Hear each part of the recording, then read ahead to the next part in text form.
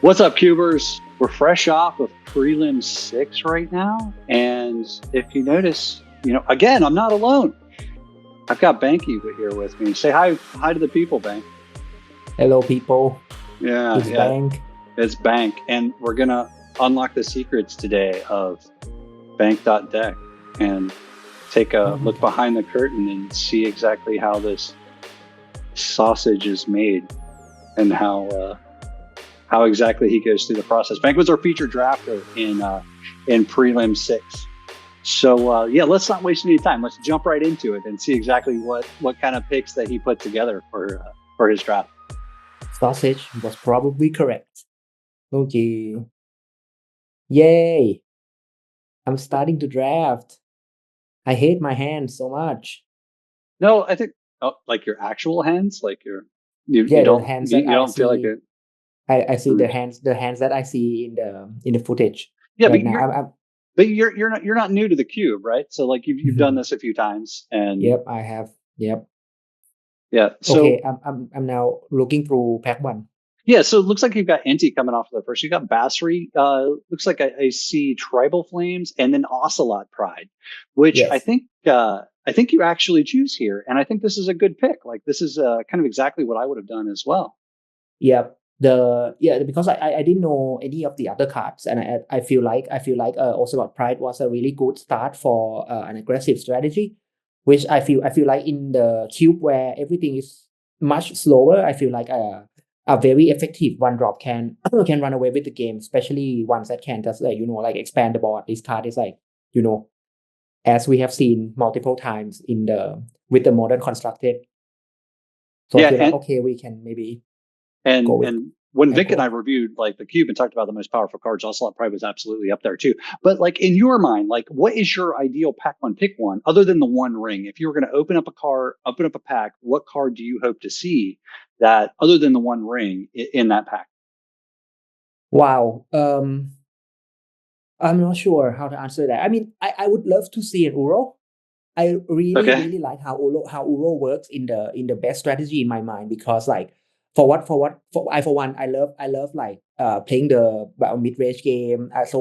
So with that strategy in mind, right? I always need cards, need land drops, and always need more life because I'm not going to have a board state that early. So I mean, yeah, if I say there, Yeah. I see an So Uro a yeah, bit so this too. is this is great news here for your second Yeah, pick, right? Because like you do see Uro, and looking at the yeah. rest of the pack, like you see Agnosaur, you see the Battle Ball, you see Through the Breach, you see Shoot the Sheriff, Supreme Verdict 6, Kasali Pride Mage, Faithless Yep. Looting, and I also see that the copper code vanguard was actually my initial consideration. I only saw two picks that I was gonna make in this pack. It's either gonna be the copper code vanguard that I can continue with the white aggressive strategy, or I can like okay pick up the Uro and then hope that I can somehow I can somehow build a base where I can also slip in the one drop cat as well. But then again, like that goes to show how I'm not really good at like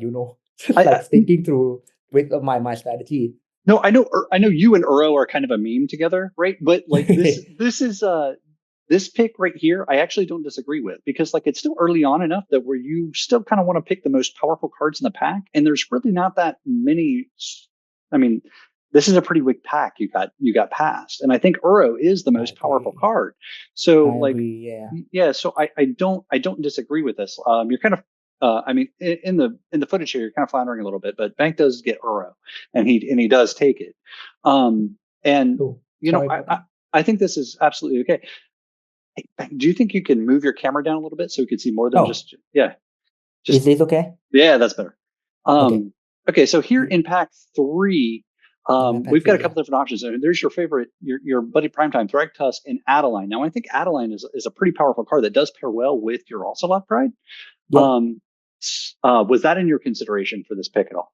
Yes. I was actually agonizing over the losing the copper code vanguard because it could have been like a really good curve, right? Like a Mm-hmm. one drop, two drop into like a very, really powerful three drop for this strategy. But then again, I picked Zoro and then there's Titan. I mean, like what do you expect me to do, right? I was like, okay, so not going to go like all out on aggro, I don't think it's gonna work. So I'm just like, okay, I'm just gonna try, because this is also at the back of my mind was that this is also the prelim that I kind of have to do well in, because there's top eight on the line, and I kind of have to just like perform, right? So I would rather make a deck that I know is going to work under my the skills that I have. So I just went with the Titan instead of the reasonable pick that was the Adeline. I At least see. in my mind, I don't know. Yeah, Sure. Okay, so now we're yeah, looking at Ocelot, Pride, Adeline, and and Uro and in and hand. Uro, yeah. Mm-hmm. Yep. And here in your next pick, you've got Portable Hole, which would still fit in the strategy. And like going back to your Ocelot Pride pick, like that is a good enough one drop that can fit into multiple decks. Like you don't really have to be like hyper aggro in order to make it work. So like Yep. it's not a wasted pick at this time. I know. Um, Yeah, that's what I thought as well. That's what I thought as well with the also Pride, because I feel like it's not only good as a one drop, but it's also good as like a token multiplier, and also like when, because like there are multiple ways to make tokens in this game, right? So it doesn't really mean that, okay, wow, if I'm not going aggro, then I'm not going to play also Pride ever at all. Like, I mean, so that was one. Um, there was another reason why I picked the card. But I think this is the most difficult pick I have to make in this entire draft, I feel, because like I think that if I were to stick with white, then I would have the taken the taking the Portable Hole was the pick that made the most sense. mhm. But I don't remember. I think I took Tribal Flame here, or the Kavu. I'm not sure. I You was took like I was you took. I mean, you'll see here in a minute. You I took did take the territory. Kavu. You took the Kavu. Yeah. Yeah. Yeah, because I feel like, okay, so if we are going to go like, okay, land soup, then maybe maybe domain is on the table. So Kavu is good in that deck, and I also feel like it is like a 2 drop, a 5/5 2 drop is also really nice to have. So that was Yeah. why I picked the Kavu. Yeah. If you're getting there, like, yeah, I can see your thought process in that Oro is going to ramp you, Titan is going to find you more lands, but I would think that in order to go for the lands deck, you probably need the lands and then you need the other stuff. And you haven't seen any lands yet, and we know that the table uh, really values and correctly values fetch lands. Mm. Um, but that's just a thought process. You're still kind of headed into those directions, though, because you took Bursley Bill and then you followed it up with Ren and six. So Yep. like you are really set up for at least a green base kind of splash red at the moment Yes. deck. Yep.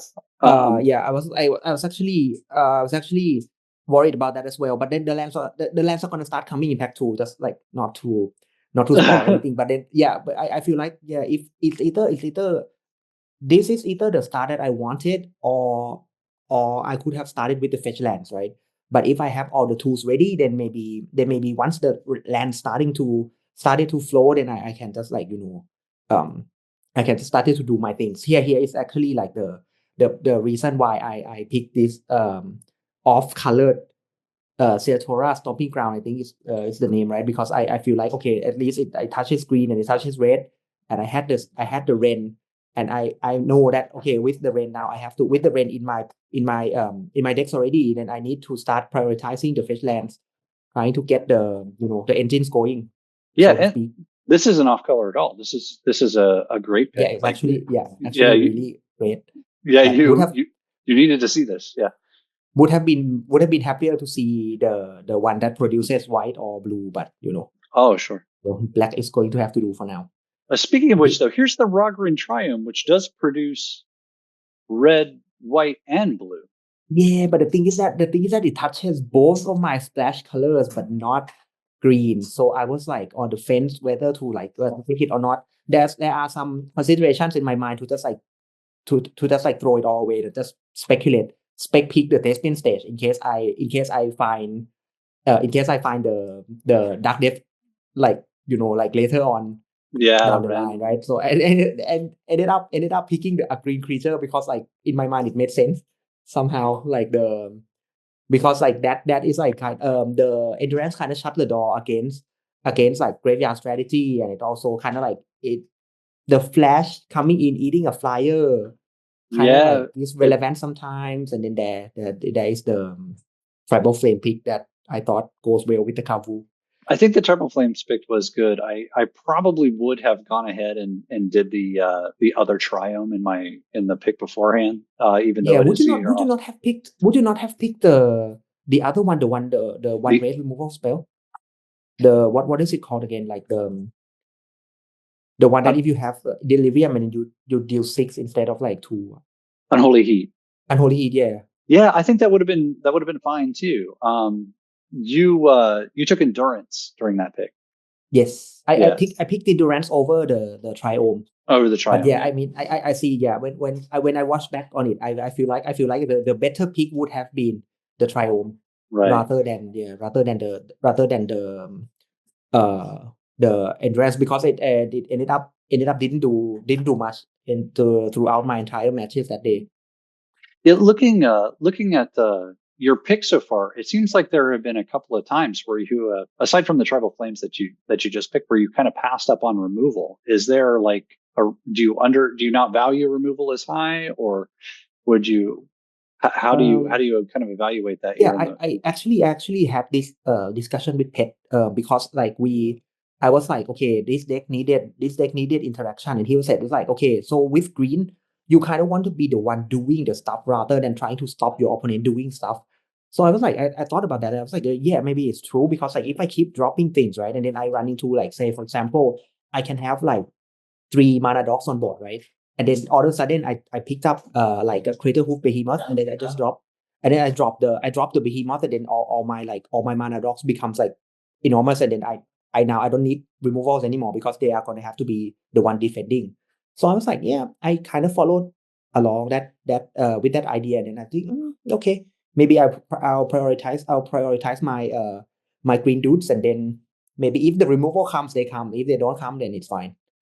It does look like you're in more of a. There's your first kind of Naya card there in Yeah. the thicket for your land. So that's kind of Yep, the pretty good. land. And then Nakado is a great pickup along the lines. If you're going to be like, say, one of these like aggressive Naya builds that say Ricky Mm. has played in the first set of prelims.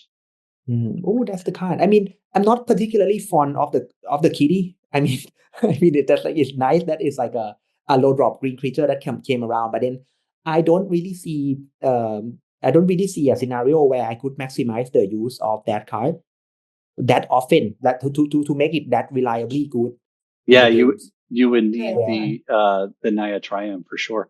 Mm, Um, mm. this pack it really paid off right from the beginning though. You open up Fable the Mirror Yes, I mean Fable is insane. I mean I Breaker. could I took a page out of Rick's playbook there, and I feel like, okay, so I was gonna touch red for sure, and then Fable is like, it helps me ram, and it's like 2 for 1 for sure, and it helps me see more cards. Super like easy slam Yeah, dunk pick, and then there was one game against Max, like that I actually won just because of the having the Fable, having the Tiki on board. It was like I just slammed the 8/8 the dinosaur, and it just copy it and a hit for game. yeah, Very nice. This pick, I think as I was watching it, I was actually having the debate, replaying the debate over the picks in my mind, because in my head I was thinking about whether I would go with Explore or the Spring Heart Nantuko, right? Because Nantuko was also a really strong card, but I thought that this deck would want more of would benefit more from seeing more cards and having more land drops than actually copying things with the Nantuko. I'm not sure if there are other like arguments for picking the Nantuko there, but I just like, I personally I like Explore more. I actually would have taken the Noble Hierarch out of that The pick. Noble, I know, yeah, Yeah, I I probably would kind have of thought taken about them. it as well. And Yeah. this pick right here, uh, here This is the pack where I found the you Cradle took the Hoof Behemoth. you took the hoof.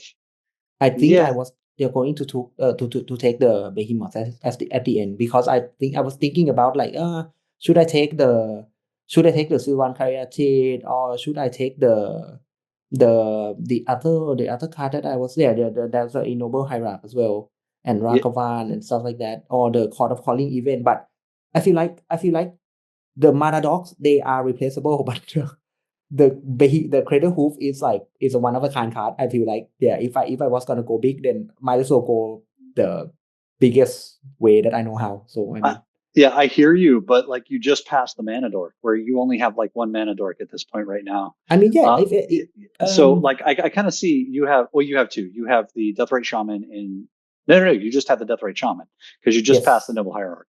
I Hmm. for like there we see we got the fetch land, which you much needed, but the previous pack, honestly, I probably would have taken Ragavan. Um, Yeah, to because you are seeming to go more red green at the moment, and there sometimes if you just cast Ragavan on turn one, you just kind of win the game. I know. And it does the ramping thing that you want to do if you can get it in Mhm. there. That's probably would have what my pick would have been. And you actually passed a ignoble hierarch as well with that pick, which I can see like if you're trying to mimic like the Pets mono green deck where he Mm. had the Nadu and everything, and he just kind of ran away with that whole prelim. I can see if that's going into your mind. You're like, okay, I'm going to win with Crater Hoof Behemoth. Now I have to ramp up to it, but I still need a bunch of little dudes on the battlefield in order to get there. That is Um, true. yeah, so that was definitely a tough spot.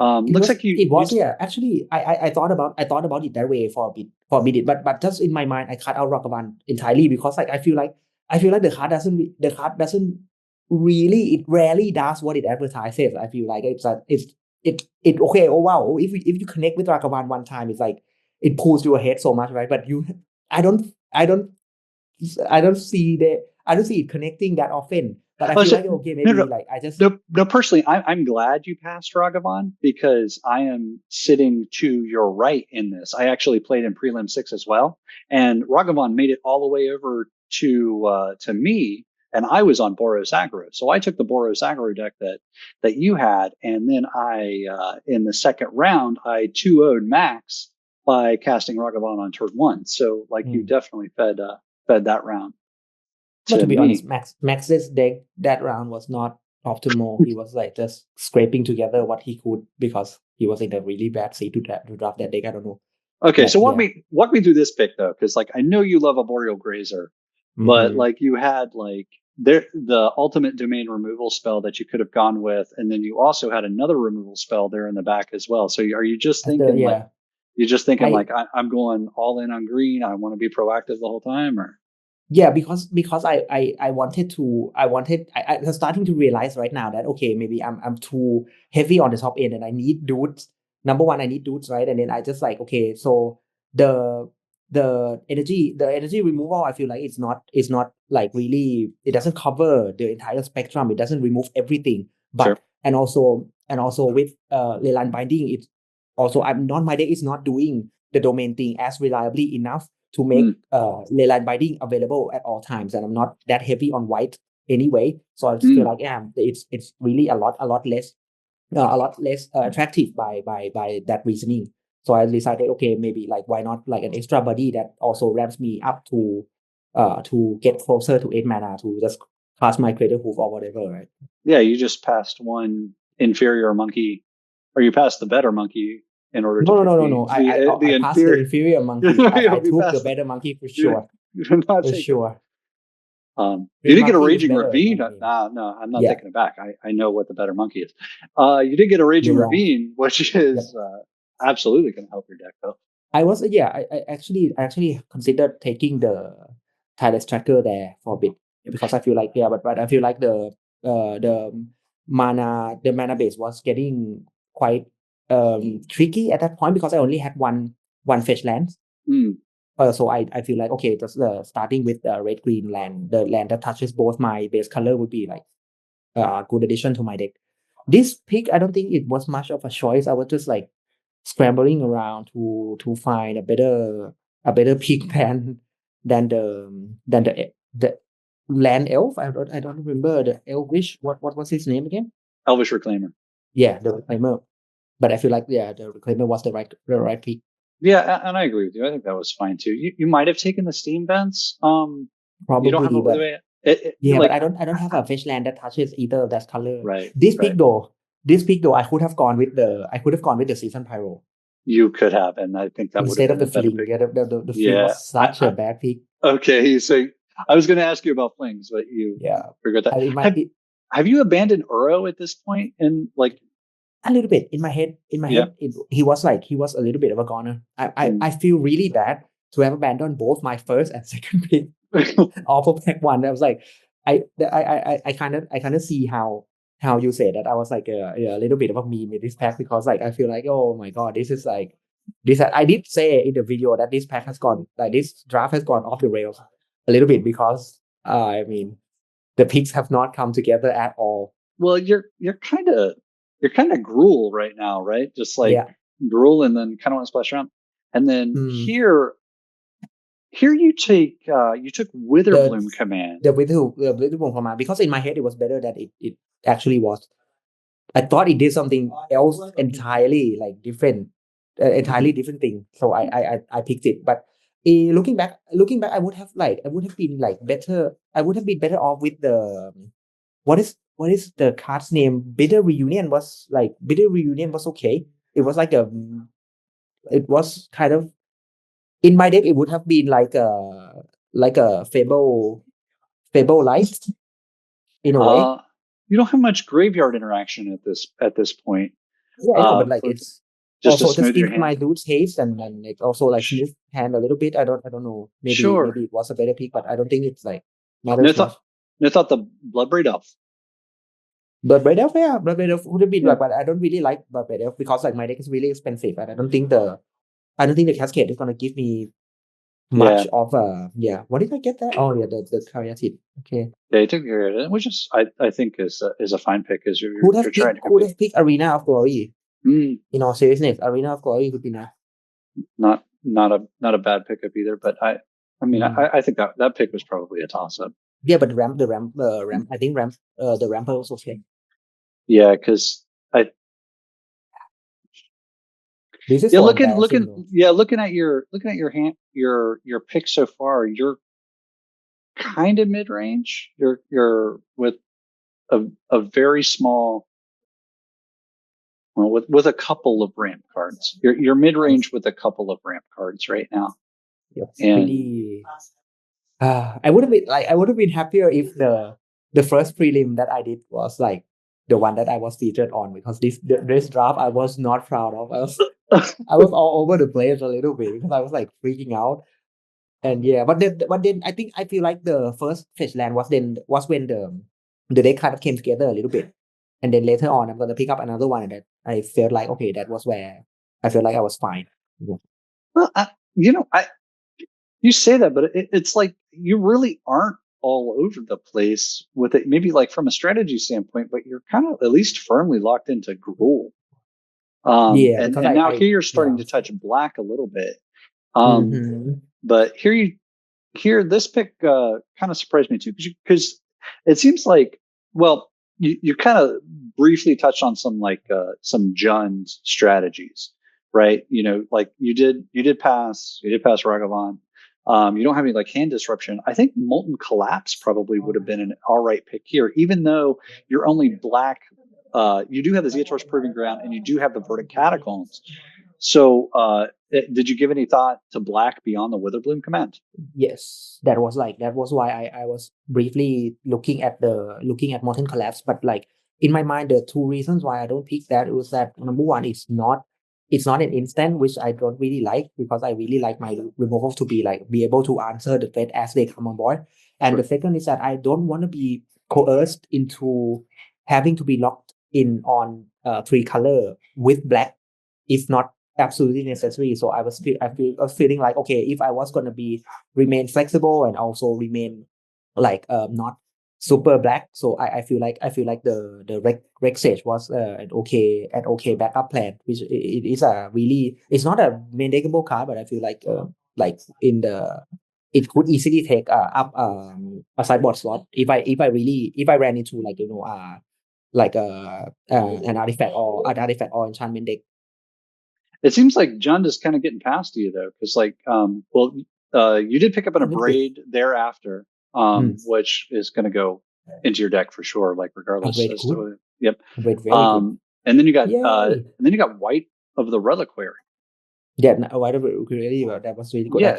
I cannot speak. But that card is that card was a really good pickup. I feel. Did I get Once Upon a Time here? I hope to God that I picked Once Upon a Time. If I had been aggro, like I would slam Embercleave like 100%. That card, insane. Sure. Yeah. You did take Once Upon a Time in this pick, and yeah, I really like that card. I think maybe the cube might or the league might undervalue Once Upon a Time a little bit. Like I think it can kind of go a little bit later than unexpected. Here you have firmly thrown away the Ocelot Pride. You're just like, I'm not playing this card. I've resigned. Yep, in my mind, when I have given up on that card since I picked up the Triland, the green black blue green black red Triland. That was when I was like, okay, white is no longer a part of my deck. I'm so sorry, also Pride. You deserve so much better, but well. Yeah, here's the breeding pool, which would have been able to turn I on know, Uro. but the breeding pool, I think the breeding pool did come back or something like that. But I felt like, okay, if I was gonna be super unlucky and not have any more fixing, at least Dryad can act as like a pseudo fixing somehow, and it also like even if it lives for that one turn, right? It comes down on 3 and then it rams me one time, and then if it lives on, it acts as fixing. Sure. But if it doesn't, then oh well. There is the dark depths. There is the dark depth. I was like, oh my god, we could have spec pick, but then again, I know that not speculating the picks was right, but would have been fun to be able to do the dark depth thing. But I think this is where I picked up the Windswept Heath, right? I don't really like the fact that it touches white, but then again, having the second fetch land was really important there. Absolutely, and could possibly turn on your Ocelot Pride if you wanted to bring it back, but probably you'd have to get lucky with another Triome or fetch land here. Here's the Stomping Ground, which would that was there. Yeah, I had my picks were the Stomping Ground, the Surveil, the green black Surveil land, and also the Oracle Mulea. I think I picked the Oracle here. You did take the Oracle. Yeah, just like Oliphant would have been a fine pick too. But the Oliphant, I think the Oliphant build or something like that. It did, yes. So now you have like a few cards that kind of do the same-ish thing, right? Where you're playing an extra land per turn. You've got Explorer, you've got a Boreal Grazer, you've got the Dryad, and now you have the Oracle. Yep. Yep.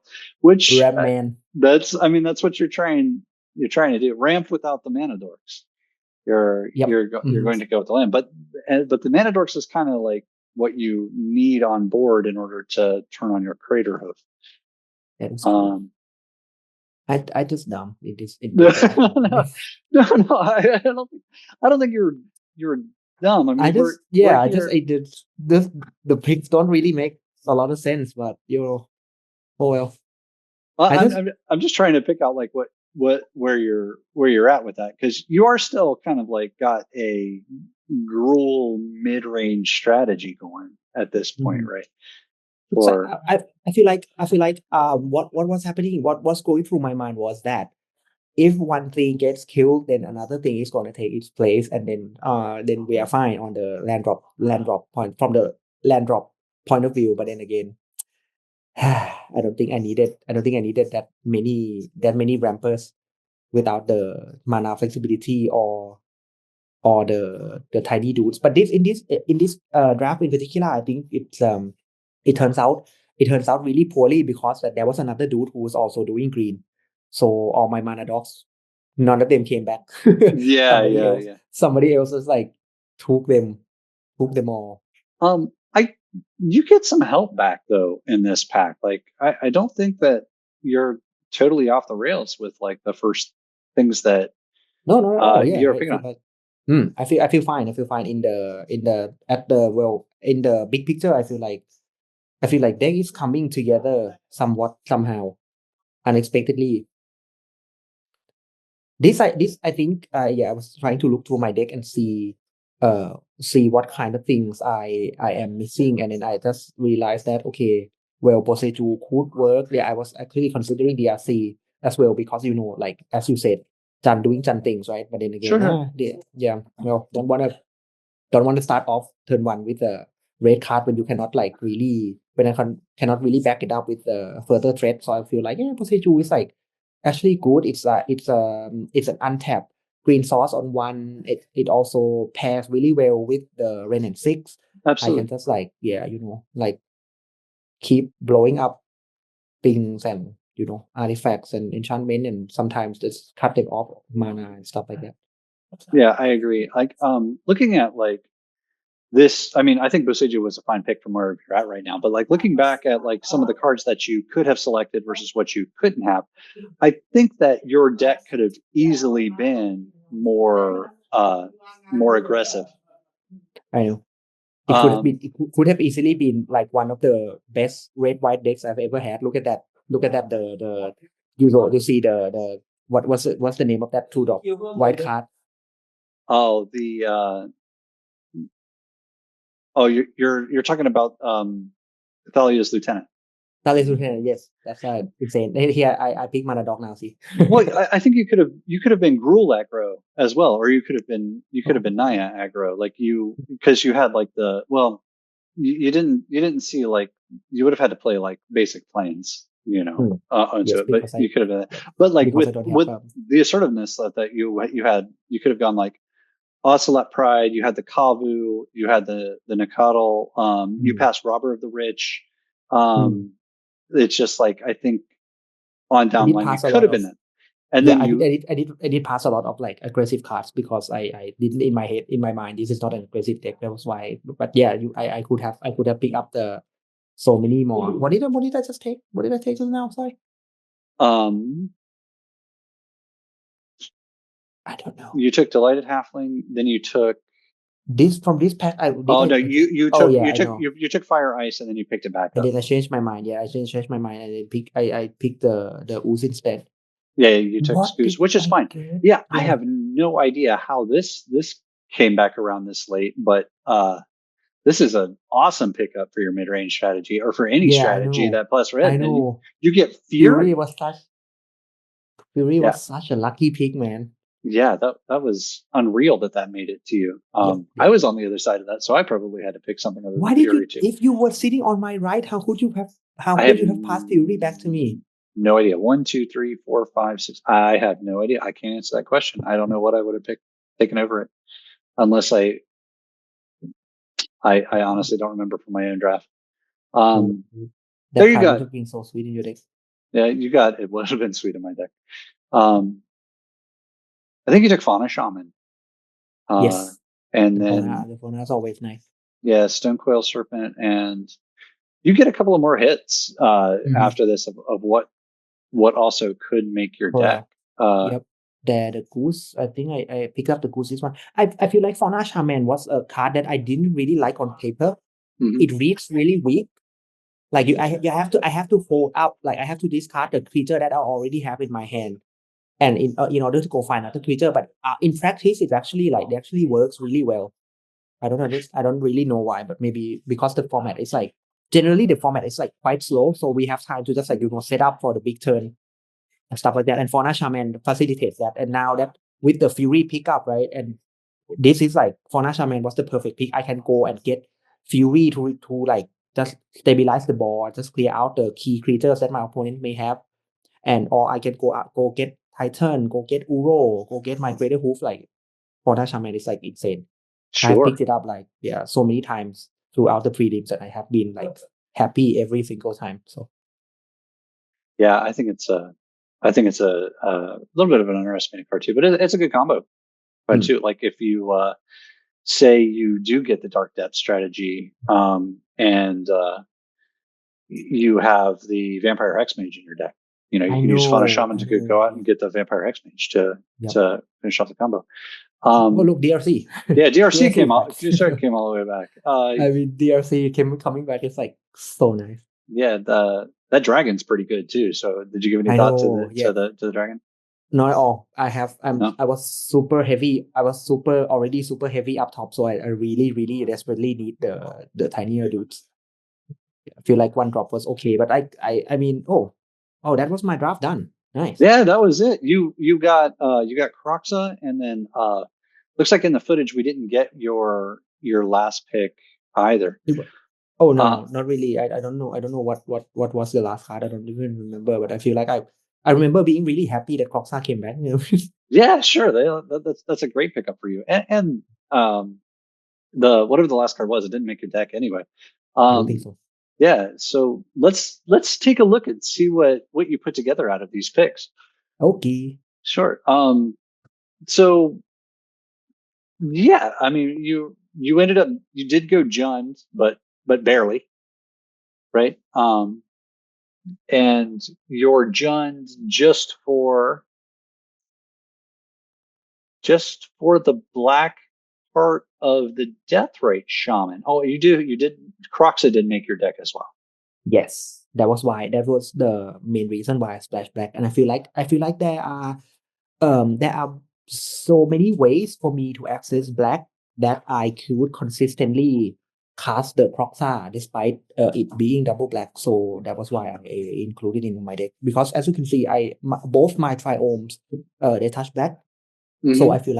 I feel like that is going to be like one of the fixing already, right? So I will have one black available at any time. And when I need the second black, I could go to get it by the access of my one basic swamp, or I can use the Kayatid. I can use the Ren to pick back up my fetch land and go get my black card, or I can have Dryad help me with the black mana. And Fable, of course. Sure. You do have the Zagoth Triumph, which does tap for blue, right? That Blue. is the Mhm. yeah that and Yep. with the Deathrite or uh the Sylvan or the Dryad, as you just said, it looks like you could have splashed Uro, but you decided not to. Uro was not. I don't feel. I feel like it wasn't doing. It wasn't doing enough. And besides, I already have Croxa, so so I was not. I was really skeptical about having access to double blue. The thing about the Titans is that I feel like if I cannot consistently bring them back from the graveyard, they are not going to be that effective for my strategy. And for this instance, I feel like it is easier for me to access double black than double blue, and it makes more sense to go like to for my splash color to be black than it is to be blue. For some reason, I don't know, but I feel like it could have easily been Uro instead of Croxa. Um, I Mm. looking at your deck a little bit more, like I don't disagree with that. Like I think Croxa kind of better fits this strategy than what Uro would have to begin with. Because when Vic and I talked about Uro uh, during the card review process, we kind of both agreed that Uro is actually more of like an Azorius card disguised as a Simic card. Yep. Because yeah, it does give you that ramp, but it just kind of gains life and then kind of takes over like as a finisher, but also is just drawing the cards is probably the strongest thing that Uro can do aside from just being a big body. Yeah, it's. I feel like it just gives you that life buffer that you need in order for you to bridge the gap between like because in Ram deck, right, it's really important that you get to the 5, 6, 7 mana threshold, and Mm. Uro does that like super consistently. But it's like in turn, it's not an aggressive card by any means, and I feel like my deck is like okay, it has the rampiness about it, but it also kind of want to like go aggro, and I feel like Croxa does that by putting pressure on the opponent like really well, because it just like it cuts their card, it cuts them off their cards, and it just gives me this like inevitability where when I go to trade and when I go to just like the way the games go long, Croxa coming back is a real threat that it can do like I don't know like 9 damage in one turn or something like that, something crazy like that. So I feel like Croxa is a better fit for what the deck is trying to do in my mind, at least. I Yeah. see. Yeah. No, I agree with all of that as well. Mm. So it looks like the ideal kind of turn or game for your deck here is like you're going to try and ramp a little bit on turn one to try and get to a turn three dryad, or turn three fable, right? Yeah, That's turn more probably like your game two. more like turn two three drop, because if I ramp Right. one time, right? Yeah, I can go to, and the if you look at the curve of my deck, right, there are like a bunch of like haymakers at 5 drop. So if I Mm. can drop Fury ahead of schedule, if I can drop the dinosaur ahead of schedule, or even the Gruff Triplet, like Gruff Triplet, it's like really has been a real threat. It's like super hard to deal with, unless I'm up against like specifically blue white control with like a mass amount of board wipes. This card is super hard to handle, because like if you point a removal spell at it, right, and you kind of have to, because they are actually like um they're actually relevant bodies. Three threes are actually relevant bodies, but if you kill one, then you have to deal with the other two, and it's like super hard to handle. So I feel like, okay, so I can, if I can ramp up to that like 5 6 mana area, then I'm already good. I can draw like, I'm in a really good spot where I can draw anything. I can draw the good cheap cards like Fable, like Brizzy Bill, and then keep doing my things, or I can just like keep drawing in. I can draw into the top end of my deck and still feel like I'm in a really good spot and stuff like that. So yeah, you said you think the draft kind of went off the rails and everything, but it seems like because your deck can do multiple things in different stages of the game, it seems like everything went pretty well, no? Yeah, I think I would attribute that to the sheer quality of the card. That is the already the like one of the most prominent trait of playing in this done space, where my the individual card qualities of my things are better than my opponents. Like I just discovered that Grizzly Bill is actually why it costs like $50 because it's really insane. There was this one game where I just drop him on two, right, and then I drop him on turn three, and then I followed him up with like a a fetch land, and then the next turn I drew like ran a six or something, and then just play that, return the fetch land, play the fetch land again, and then pump something for another two. And Sean was like, he has had enough. He's just like gone. He's like, Yeah. I'm dead. I was like, yeah, okay, yeah, you're probably dead. And this is like, this is insane. Well, yeah, And you had to have the yeah, synergy to get around that too. So I mean, being I able to know, identify like here's the landfall that I need, and then here's the planeswalker that's going to help me facilitate the landfall I know, and to it's run like them. it actually happens every game. It feels like the cards are speaking to me, because I keep drawing. I keep having the Ren and Six and Once Upon a Time, and land the fetch land in my opening hand, and I was like, I'm good. I'm Yeah, good to no, go. I mean, if Once Upon a Time can find you that key creature, that's going to facilitate everything that's good. And I mean, it spoke to the final standings too. You took second in prelim six. You got second place. Yeah, I actually dropped a game. I think I lost. I don't remember who I lost against, but yeah, I remember beating Sean up pretty badly, because he was having like poor draws, and then I also had these like insane draws where I just go curve out into dropping stuff into like Grizzly Bill and keep playing lands on him, and I also have this insane curve with Fable, and then so many things that I can drop, and it's just copy with Fable that just like practically just gave me the game. Yeah, but like yeah, I feel like, yeah, I feel like this deck is like uh is has outdone itself a little bit. Mm. I feel like it's nice, and the other thing was that I feel like I like how the mechanic of land, the things that the mechanic of landfall does to the game, because I used to have this conversation with one of my other Magic friends. I don't remember who it was, but like this dude used to say something like land drop was supposed to be only land drop, because like that's not supposed to help you in any other ways, because that's how you like break the mechanic of the game. That was Mm. he stated that as a reason why they ban Fear of the Dead in almost every format imaginable, right?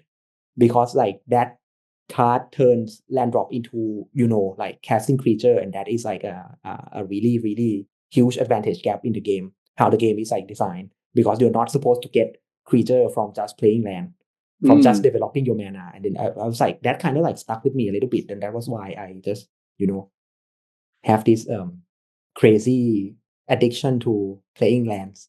Yeah, no, and that makes sense because that's kind of like a general heuristic when it comes to evaluating cards in any limited format, not just cube or something like that, is that if you're going to get a payoff for something that you're normally going to do over the course of a game, and if that can be something of tremendous value, like in this case, like you want to hit your land drops almost in every game of Magic that you play. It's something that you're going to want to do, and if you get any sort of bonus for just doing normal things over any of the course of the game, whether that's like if a creature dies, or if you are attacking, or you're blocking, or something that is just basic Magic stuff, and you get that little tiny bonus, or in this case with something as broken as Bristly Bill, an enormous bonus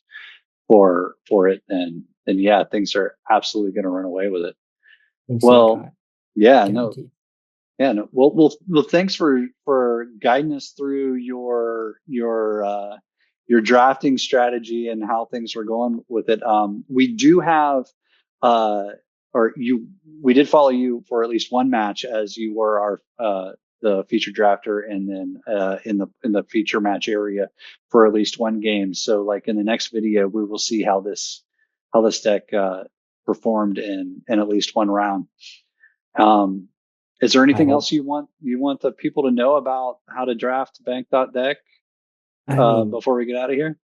Yeah, well, just thanks for having me, and I hope that I don't let you guys down too much with my gameplay. But Okay, so I draft try my best. Uro, draft Prime Time, Yeah, just draft draft green Dryad stuff, of the bro. Elysian Grove, Yeah, green stuff, draft good. Monkey, draft green uh monkey, always best monkey. Arboreal Grazer. I think I got that one, or maybe Yeah, you not. got. I think you got them. Explore. We got to Explore is draft nice. Explore.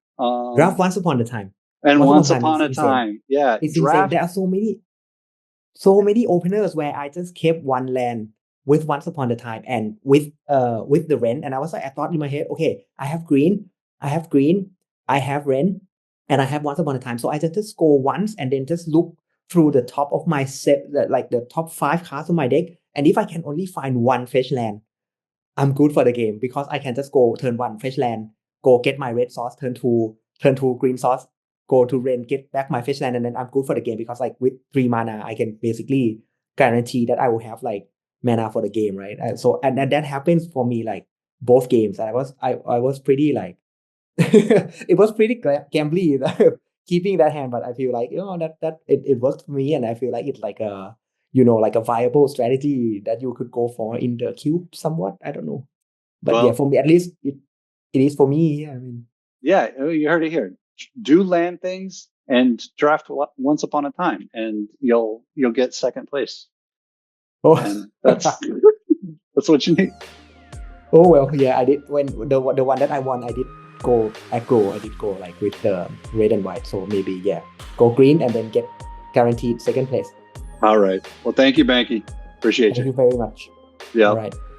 See ya. Bye, everybody at home. Bye, Jeremy. Bye See you bye. next time.